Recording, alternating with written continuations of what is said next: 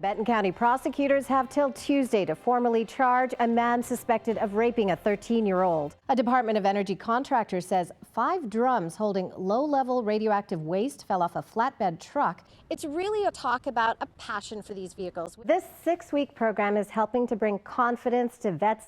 20,000 screws and 8,000 hours of manpower. And they did it. Today they are your 2013 world champions. One organization is discussing plans to implement protocol into the rowing programs, something that's never been done in the past. If this is the first time down here for you, as it has been for me, a couple of things you're going to want to keep in mind. The Attorney General's office filed this action back in April, alleging Arlene's Flowers and owner Baronelle Stutzman discriminated against a gay couple. If you drive a Honda in the Kennewick area, you may want to pay close attention to this story. Actually, first laid eyes on this car here. It was his grandfather's, this 1964 Mercury Monterey Breezeway, and he says it was love at first sight. Good evening, I'm Skyler Srivastava. Thanks for joining us tonight. A suspect arrested in connection with a Prosser murder says he stabbed Preston Yanni and ran over him in his car before setting the vehicle on fire. Criminal assistance.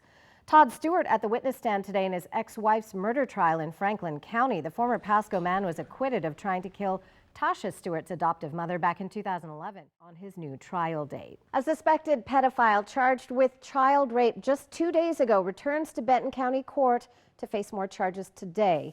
41-year-old Jonathan Coleman is charged with the rape of a second teenage girl. Coleman will be in court September 5th for pretrial motions. His bail has been set at $30,000. A man convicted of raping his cellmate at the Franklin County Jail 10 years ago returns to court today to try to get his sentence dismissed. David Webster was sentenced to more than 20 years in prison after a jury found him guilty of second-degree rape. Webster is also serving a 26-year prison sentence for an unrelated murder on an assault case. A former Hanford High School teacher who pleaded guilty to communicating with a minor for immoral purposes has his status hearing pushed back in Benton County Superior Court this morning. Daryl Wachinski took a plea deal in March. He worked in the Richland School District for 19 years. A Wapato man is hospitalized after police say he was shot multiple times last night in Toppenish. Police say condition police are investigating. Evacuation still in place for parts of Kittitas County because of the Collicum Tarps fire. For the next 24 hours, people living in the Upper Park Creek, Upper Collicum, and Secret Canyon area in 70,000 acres. The U.S. Army Corps of Engineers trying to determine the history behind a human skull found in the Snake River. Walla Walla County Sheriff's deputies say years of age. And 17-year-old Cassidy Almquist of Kennewick, the young girl paralyzed 3 weeks ago after an accident, got a lot of support from her community today. Friends of Cassidy held a fundraiser at the Little Red Ice Cream Truck. 2 wins for gay marriage rights today after a major Supreme Court decision. The court struck down a key provision of the Defense of Marriage Act by a vote of 5-4. The plan is not approved. Well, you may have seen helicopters hovering around the city of Ellensburg all day today. Crews from across the state training for the upcoming fire season. Those 9 buildings became the target spot for SWAT training today. 3, 2. About 25 men trained for breach entries today, SWAT teams using explosive charges. Commander Steve Arbuthnot from Federal Way says his guys got exactly what they were looking for. The property was perfect for this type of training with multiple doors and options to be able to use charges on and gain a lot of data in a short time. Finding actual buildings to practice breaching scenarios is difficult.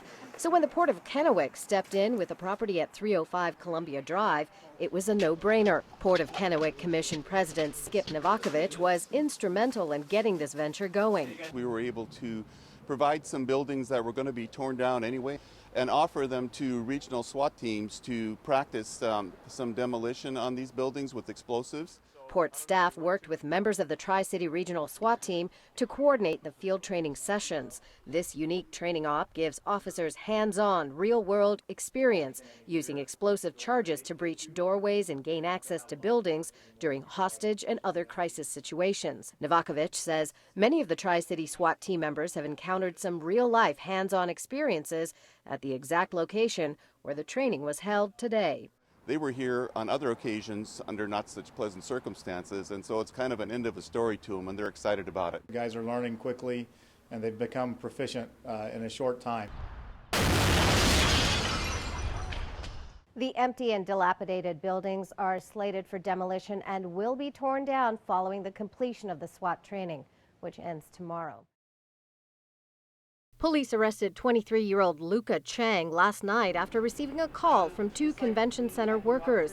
Danielle Swanson and Sally Dumont spotted Chang in the kitchen area. They say he was sitting there drinking a Coke. We came in this back door, we unlocked it. That right here, we stopped and realized that there was somebody sitting in the chair. He stood up, looked at us, and said, "I think it's something time to go." Swanson says Chang got up when he saw them and quietly proceeded to go back to his hiding place in the ceiling of the building, where police believe he's been hiding out for the past week. She also says they'd heard reports of Chang in recent weeks on television and knew that police considered him armed and dangerous. There was no doubt in our minds that that's who they were looking for. Chang made his first court appearance in Umatilla County today. He will be charged next week with attempted murder and first-degree assault in the brutal attack on Karen Lang along the Umatilla River Parkway. That happened on August 9th. He also faces a murder charge in the stabbing death of a 19-year-old Amy Jane Brandhagen at a Pendleton motel last year. Umatilla County DA Dan Primus says this has been a good day. It's an absolute relief for everyone in the community. I know law enforcement has really put a lot of resources and time and and emotion into this case, so it's a real relief for them as well. Primus says the investigation has also revealed Chang served in the military. He spent some time in the Marine Corps, and after some service had deserted the Marine Corps. He says they're looking for any ties Chang may have to other unsolved cases. As for Swanson, she says she's going to sleep a little easier tonight. And I'm glad that he's off the streets and can't hurt anybody else.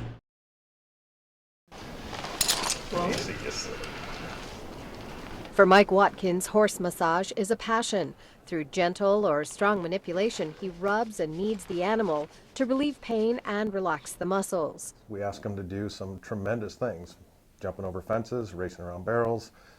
They're athletes, and you show me an athlete that doesn't have chiropractic or dentistry or massage to help. It's another piece of pie in the overall horse's health. For horse owner Kelly Burricello, it's the best care possible for her 7-year-old mare, Lacey. You can tell she's not in pain. She's not swishing her tail or fighting me at all. She just wants to go out and do her job and does it correctly. Many of the horses on Burricello's ranch, including Lacey, are barrel racers, a rodeo event where a horse and a rider follow a cloverleaf pattern around barrels. She says it can be rough on the horses and believes Watkins offers the best conditioning and recovery. Horses are built just like humans. I mean, they have muscles and tendons and bones and ligaments, and they are athletes. Each session is about an hour long. Watkins finds the horse's sore spot and, as in human massage, gently works on those areas. He knows it's working when the horse licks its lips. It's definitely worth the time and the expense. $75 to have my horse feel great afterwards and go out and perform. Absolutely worth it. I love that they're able to go back and do their business and work as hard as they do for us. I mean, we ask a lot of them. It's just something, one more way to treat them correctly.